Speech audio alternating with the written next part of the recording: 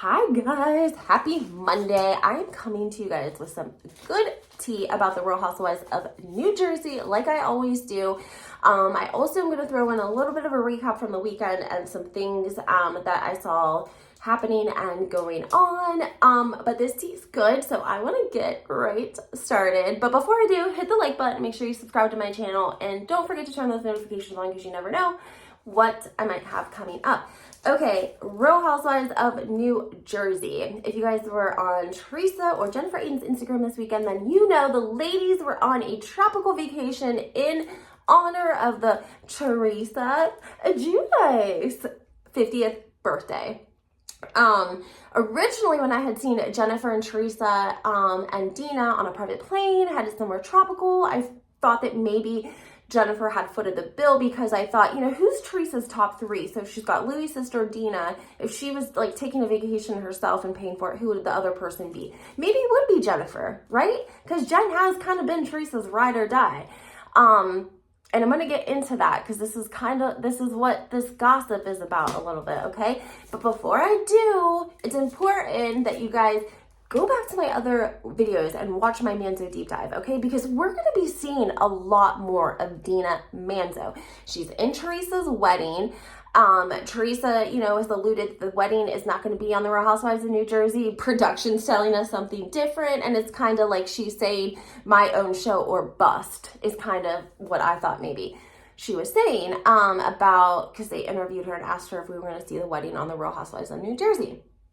Now, Dina is going to be her matron of honor. The girls are the maid of honor. She's the matron of honor, whatever. So Dina Manzo, we know she was a housewife, right? She was married. So Caroline was Dina's sister, okay? And Caroline and Dina were married to Manzo brothers. Now, allegedly the Manzos have deep ties in the organized crime mafia, if you will, affiliates with one of the five most powerful, mafia families that basically created the mob to come out of New York and New Jersey.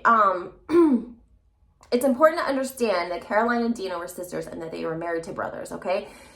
I do a whole deep dive on Dina and Tommy because they hook up a little bit later in life after Dina has a daughter, after Dina comes to live with Caroline and Al because she broke up with the little girl's father is when she meets Tommy, and they eventually get married, but not before they have their wedding filmed for My Big Fat Greek Wedding on VH1. That's been scrubbed from the internet, guys. You can try to look it up. You might see a little bit of clips or footage here, but for the most part, been scrubbed from the internet. I do a whole deep dive on that because he treats her so terribly. She cries a lot in the episode, and he looks like a complete jackass. And from all accounts from other people in the area, they said like Dina was sitting at home and he was out partying and at the brownstone, okay?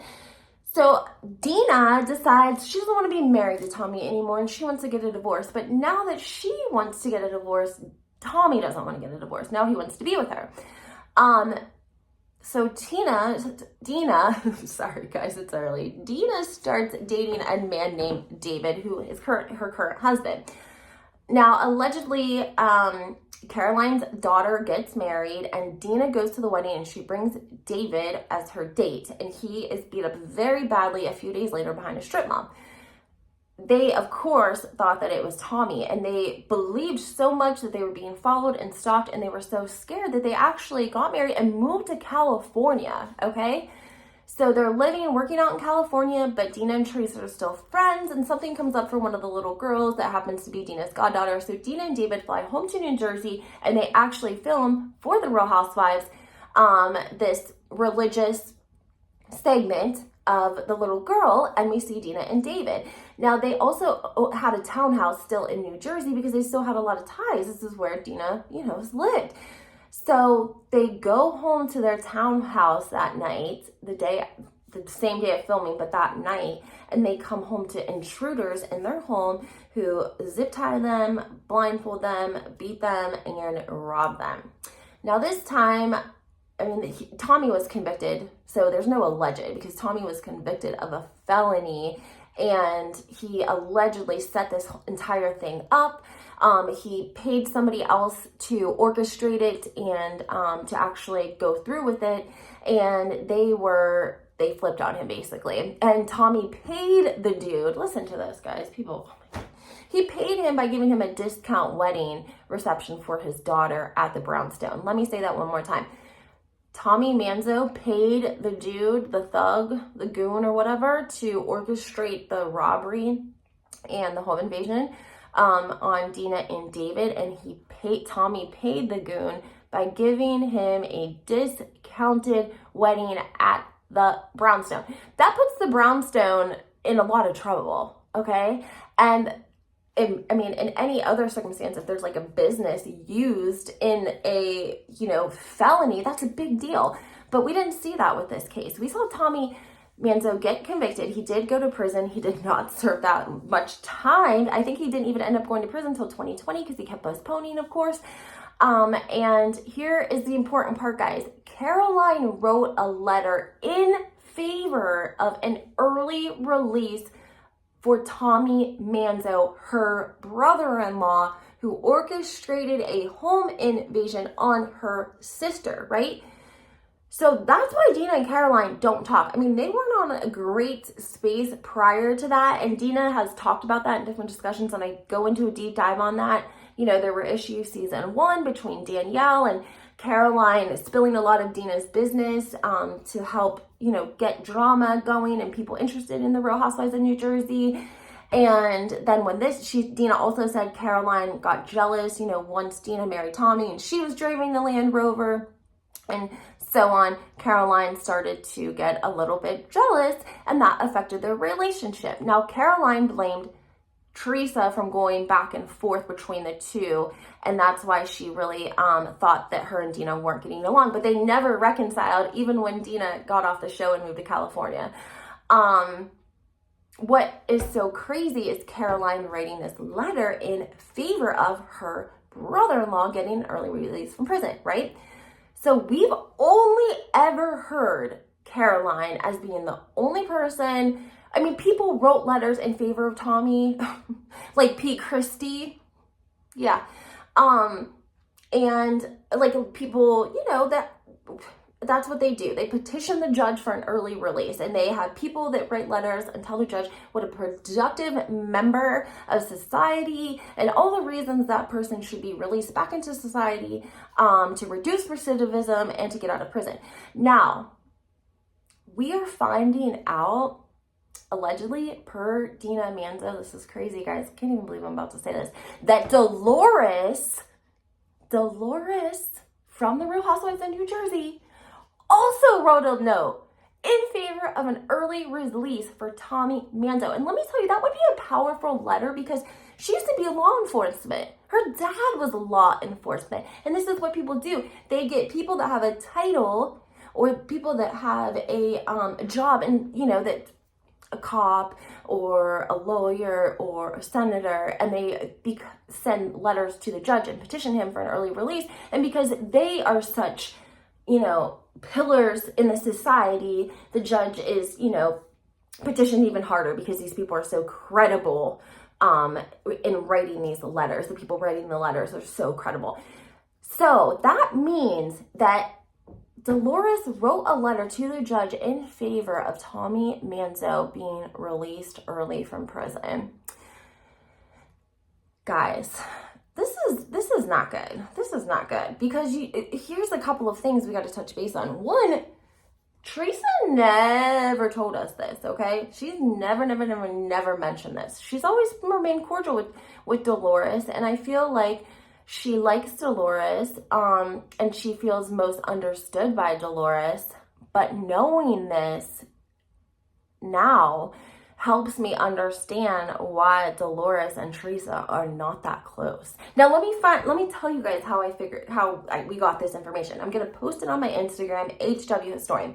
There's a reality account on Instagram, and there was photos posted from Jennifer, Teresa, Louis' sister, and Dina on a vacation for Teresa's 50th birthday.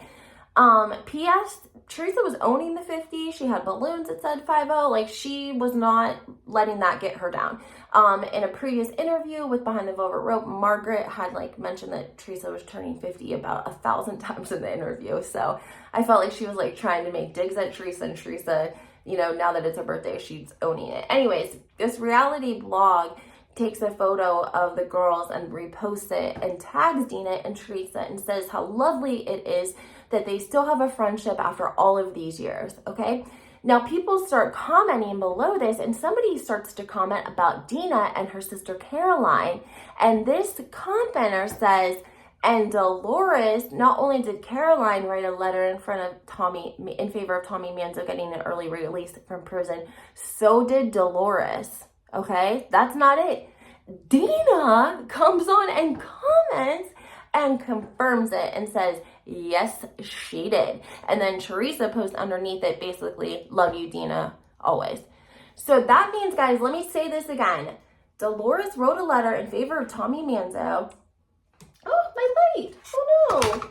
Guys, it's my favorite light. Oh, no. Oh, no. Okay. Oh, well, sorry, guys. And yeah, she wrote a letter in favor of, sorry, it's like so dark, I can't take it, in favor of Tommy getting released from prison. And Teresa never told us. Teresa never ever told us. And you know she would have known because Dina knew. And you want to know how Dina knew, guys? Because when you're a victim of a felony or a crime where you are any sort of victim, if there's an elderly person and you know, something happens to them, typically they will notify, the state has an obligation to notify the victim that your offender is being released. Sometimes there's even stipulations, which is probably the case for Dina, where there's restraining orders in place and they cannot be within so many feet of you. And so they usually don't, offenders typically don't go directly from prison home, okay? If they're getting an early release, they're going to have to meet with a parole officer. They're going to have a plan. They're typically released to a transitional housing, like a halfway house, a quarter-way house, that gives them an opportunity to reintegrate into society, get used to going to work every day, but they actually have to live at the halfway house. And this is also the state's way of watching over them, you know, supposedly watching over them, making sure that they're headed in the right direction before they just release them free willy in society. And during that time, when they go from state to halfway house or from the state penitentiary to the streets, it doesn't matter. The state is obligated to notify the victim. And that's what they have done in this case. They notified Dina and they let her know her attorney, they can file for discovery, they can get all of the information, the official documents, because they have to be included in the court dockets, so on and so forth. So she would have had access to the information of the people supporting Tommy's release from prison because she could contest it. And usually if the victim contests it, it's usually it rules in the victim's favor and they don't release, you know, the offender, because some victims, it's a random thing and they're not going to contest the offender being released early. They'll ignore the letter. But I don't think that was the case here. I think Dina contested it. But again, because Tommy has powerful ties in the area, he was able to finagle a release for orchestrating a home invasion and getting these two people robbed and physically assaulted in their own home. And Dolores wrote a letter in favor of him, and Teresa never told us. Now, if you knew that somebody did that, it would make sense why now she doesn't really go that hard for Dolores, right? Doesn't it make sense? It makes sense to me. Let me know if you guys, number one, if that makes sense to you, why Teresa and Dolores wouldn't be that close. And secondly, what are your thoughts on the fact that Caroline and Dolores wrote a letter in favor of Tommy Manzo? I think we're going to end up seeing Dina on the show. So I'm just giving it to you guys and I'll give you all the deets. I already did a deep dive, but, yeah. So that takes me into my next tea, which I did post on my shorts, because they only give you 15 seconds. I hate that. And there's all these copyright issues if I post any clips from the Real Housewives, but on Instagram, it's not like that. So that's why a lot of receipts and information gets posted to the Instagram account, which is HW Historian. The link is in my bio. Caroline Manzo was on her son Albie's podcast. Now, he's had a podcast for a while, and whenever it was first released that Caroline had written a letter in favor of Tommy, Caroline took to Albie's podcast to defend herself and say that, she's for the truth. That's it. That's why she did it, because she's for the truth. So anytime something is going on, she takes it, Albie's platform on this podcast. I don't even know who, if you listen to it, let me know, comment. I don't know who listens to it. I don't even know how he has one, to be honest, but he does. And she always takes to it to use it as a platform. Now, very interesting, she says that she has bombs to drop on Teresa, and she's told producers that she's prepared to drop them for the right price. She said she would go back, but Bravo can't afford her. She comes with a high price tag, and she knows that Teresa is making a lot of money, and if they want her to come on, they're going to have to pay for her. So I was like, what bombs does she have to drop? Caroline was talking in a manner where she sounded pissed if you listen to the short, and she was talking in a manner like something had transpired in the media that Teresa had maybe said. I haven't heard anything. If you've heard anything and you know why Caroline is pissed and talking about coming back on the show and dropping bombs on Teresa, let me know in the comments, because that's a little much. I don't know. I mean, I'm surprised in a way. I want to see what comes out between Caroline and Dolores that they filmed, because Teresa was originally asked to do that competition. It's something for a show, something that was filmed, and she declined, which is unlike Teresa, because honestly, if it's a paycheck, she can be professional. Her and Caroline filmed together and did a commercial for the Super Bowl a couple of years ago where they flipped the red table. So we know that Teresa and Caroline can work together if the price is right. Maybe the price wasn't right, so Dolores took her place. I don't know, but I want to see what it was that they filmed together, because this puts a whole new perspective, for me at least, on Dolores. And we see different things about Frank Catania, guys. Someone made a really good point. They were talking about Frank being a divorce attorney, and I commented and said that he was a real estate attorney as far as I was aware, and that's what he was practicing whenever he was disbarred. And they, replied back that Frankie was in real estate, like Frankie Jr., and that's like why, I don't know, because they made it seem like he wasn't a divorce, that he wasn't, oh, I'm so sorry.